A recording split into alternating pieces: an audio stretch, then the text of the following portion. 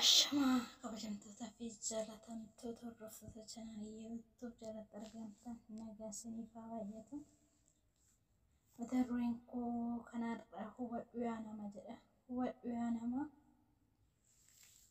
obsaa jecha obsaan dabarsii, beela kolfaan dabarsii, rakkoo taphaan dabarsii, yeroo hojii dabarsii.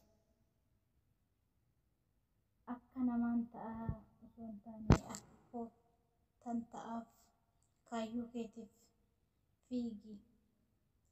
Hiriyaa hin baay'isin. Hiriyyaan baay'isin hiriyyaan nyaattu yerooti. Yaada hin baay'isin sababni isaas yaadni nyaattuu sammuuti. Ilma namaa ta'ee addunyaa kanarraa namni yaadne hin jiru. Namni yaada hin qabne hin jiru. Garuu osuma yaadduu of ilaaluu qabda. Galma kee ga'uuf Rabbi kadhadhu. Waan hojjettu irratti uumaa kee yaadadhu. Yeroo dadhabdetti xinnoo gattaa'ee boqodhu. Waan uumaa kee gaddisiisu tasuma hojjechuuf hin yaadin. Waan uumaa keetii walitti si fidu tasuma hojjechuudhaaf hin yaadin. Du'aan boodas jireenyi akka jiru hubadhu. Boofti yeroo lubbuun jiru mixii nyaata. Gaafa du'e garuu mixii isa nyaata. Yeroo yoomillee taanan ni jijjiirama.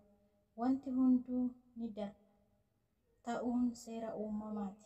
Jireenya kee keessatti nama kamuu gati dhabeessa hin taasisin.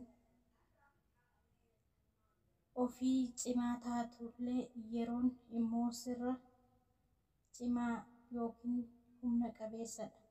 Muka tokko irraa iji kirbiitaa 1000 tolfama.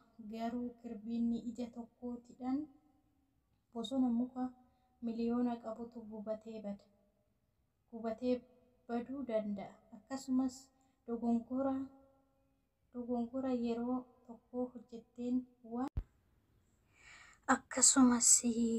dogongorri yeroo tokko hojjettu waan gaarii waggaa hedduu hojjette balleessuu danda'a. Suuta jedhi. Tasgabbaa'i.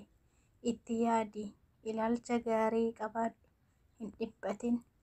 Waan hojjettu irratti uumaa kee yaadadhu. Waan hojjettu kamirrattuu obsa qabaadhu. Wanti hin tarre hin jiru. Jiruu addunyaa irra hundumtuu dhufaa darbaadha. Kanaafuu obsa qabaadhu. Wanti yeroo hundaa muddamaa ta'uuf tokkumaayyuu hin jiru. Kanaafuu obsa qabaadhu. Wanti ati hojjettu kamuu yeroo kamuuyyuu suuta fi adeemsa keessa wanti gaariinis hin badu. Mata duree walaloo kiyyaa gubbaa kiyya laaltee na hin madaalinii jedha. Yoo obsan bakka yaadan ga'u nama jarjaru irraa nama obsa qabu wayya. Nama mallaqa qabu irraa nama sodaa Rabbii qabu wayya. Nama mallaqaaf si jaalatu irraa nama namummaa keef si jaalatu wayya. Nama namummaa keetiif si jaalatu irraa nama yeroo gaddaas yeroo gammachuus yeroo kamuu si faana ta'u isas filadhu yeruma kamuuyyuu. Ilmi namaa ta'ee namni hin jijjiiramne hin jiru. Garuu kan namatti hin jijjiiramne uumaa ofii tokkicha. Walaloo gabaabduu. Keessa koo osoo hin beekne nan madaalinii jetti. Gubbaa kiyya laaltee naan kenneen hanquu hojjechuun danda'a boru waan si qaanessu. Hojjechuun danda'a boru waan si qaanessu. Ilaalcha gabaabaa waa'ee koo hin ilaalin. Keessa kootiin malee gubbaan nan madaalin. Keessa kootiin malee gubbaan nan madaalin.